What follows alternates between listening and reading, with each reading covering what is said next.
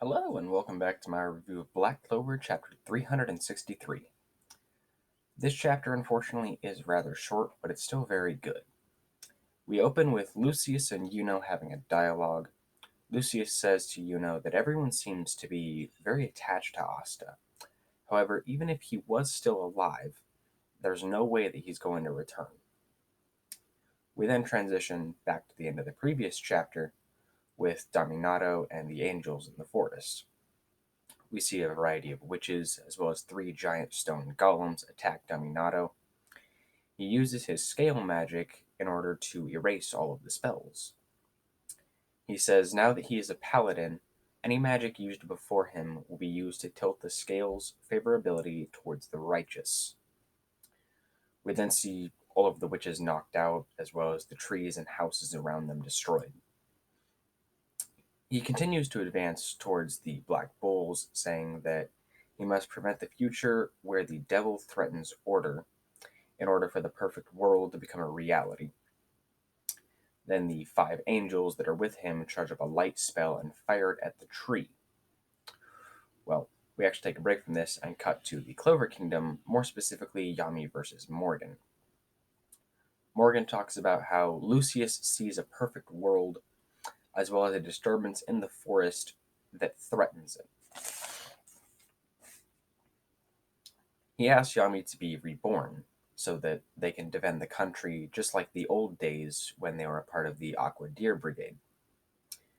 Yami replies by saying that back then their captain wasn't Lucius. He apologizes to Morgan and says that they can't be partners anymore because he's already the captain of his own squad.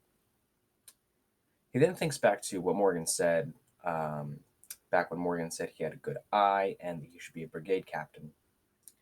Yami ends this by saying that you said it yourself, didn't you?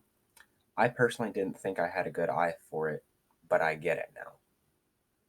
In the forest, we see a magic circle appear, and it absorbs the blast of light and reflects it back at Dominato.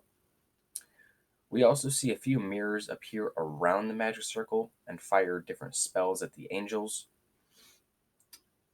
And we see a variety of the Black Bulls step forward, saying that from here on out, they're going to take down Dominato. Specifically, we see Magna, Luck, Gray, Charmy, Nero, Gauche, Zora, Henry in the transformed Black Bull hideout, and Noct step forward. Dominato says, once more, you fools have been swayed by the devil. You obstruct me. Unfortunately, that's end of chapter, and we're on break next week. Dominato's line, I believe, is in reference to when the Black Bulls broke into the courtroom at the end of the Elf Invasion arc and helped out Asta. Now, unfortunately, there isn't too much to talk about here. Of course, I'm very excited to see the Black Bulls versus Dominato. However, I feel like he's going to be a very tough opponent, as Scale Magic is just a tough one to beat in general, especially now amplified, being that he's a paladin. Nero's here, so that's interesting that Nero joined them in the search to find Asta, but Mimosa and Noel didn't. We're probably not going to get any explanation as to where the three of them split off or who knows what, but I just think it's interesting that she's here and not in the Clover Kingdom. Of course, I'm always happy to see Zora in action. I absolutely love that character. And Yami versus Morgan seems to be well underway as Yami has taken damage. It's nothing too severe, but this fight definitely seems to have been going on at least as long as Yuna versus Lucius or Mario Leona versus Maurice. And also, I think there's an art mistake here. Really, it's very minor. But when we first look at this fight, Yami isn't holding his sword, but then on the next page he has his sword, and there's no panels of him picking it up or anything, and there's no emphasis placed on it. It's not a big deal at all. It just really threw me for a loop the first time that I read it. And like I said, this chapter is a bit short, but I was expecting that. as I've sort of noticed a trend of shorter chapters the week before we go on break. So really, it's not a big deal at all, though. I'm still gonna love Black Clover regardless of the length of chapters. And actually, in bringing that up, I see a lot of people complain online about how short the chapters are, but I don't think anyone takes into account like Tabata's health, which has been very bad over the past 2 years, maybe longer to my knowledge. And the manga industry is very strenuous on individuals, so people need breaks or they just write short chapters. I mean, even if you take a look at Horikoshi, his chapters have been getting pretty short, and a lot of his author comments have him being in bad health. So, I think that people are just way too hard on mangakas because they're still putting out a chapter, even if it's short.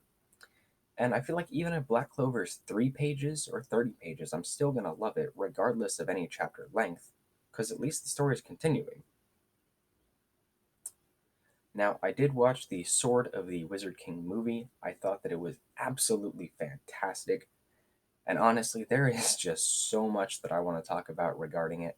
I'm really going to try to get a video out this week so that you Black Clover fans have something during this break. And also, being that I'm coming up on 1 year since I've been caught up to Black Clover, I'm actually going to go back and reread it to refresh my memory on just minor events that I've more than likely forgotten, especially things regarding the elves. I've noticed when I'm trying to think back or call back, there's a lot regarding the elves' backstory that I just don't remember. So I definitely got to reread parts of that. I remember the Spades saga fairly well, and I'm also definitely going to pay attention to the Witch Queen arc, being that we're actually there right now.